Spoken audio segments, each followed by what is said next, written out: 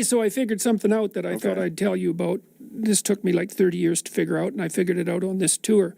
So there's this old idea, you know, that you have to rescue your father from the belly of the whale, right? From some monster that's deep in the abyss. You see that in Pinocchio, for example, but it's a very common idea. And I figured out why that is, I think. So imagine that we already know from a clinical perspective that, you know, if you set out a path towards a goal, which you want to do because you need a goal and you need a path, because that provides you with positive emotion, right? So you set up something as valuable, so that implies a hierarchy. You set up something as valuable. You decide that you're going to do that instead of other things, so that's kind of a sacrifice, because you're sacrificing everything else to pursue that. And then you experience a fair bit of positive emotion and meaning as you watch yourself move towards the goal. And so the implication of that is that the better the goal, the more full and rich your experience is going to be when you pursue it. So that's one of the reasons that's one of the reasons for developing a vision and for fleshing yourself out philosophically, because you want to aim at the highest goal that you can manage.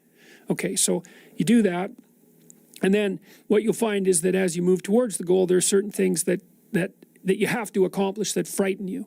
You know, maybe you have to learn to be a better speaker, a better writer, a better thinker, or you have to be better to people around you, or you have to learn some new skills and you're afraid of that, whatever, because it's going to stretch you if you pursue a goal, and so that'll put you up against challenges.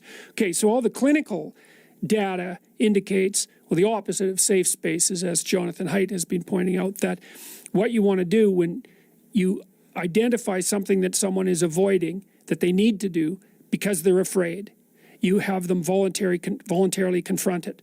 And so you break it down. What you try to do if you're a behavior therapist is you break down the thing they're avoiding into smaller and smaller pieces until you find a piece that's small enough so they'll do it.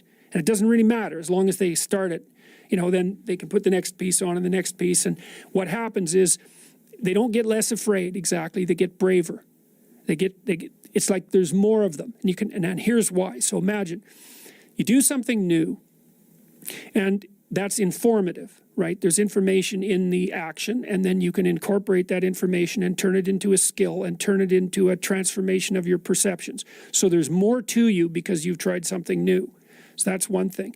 But the second thing is, and there's good biological evidence for this now, that if you put yourself in a new situation, then new genes code for new proteins and build new neural structures and new nervous system structures. Same thing happens to some degree when you work out, right? Because your muscles are responding to the load, but your nervous system does that too. So you imagine that there's a lot of potential you locked in your genetic code.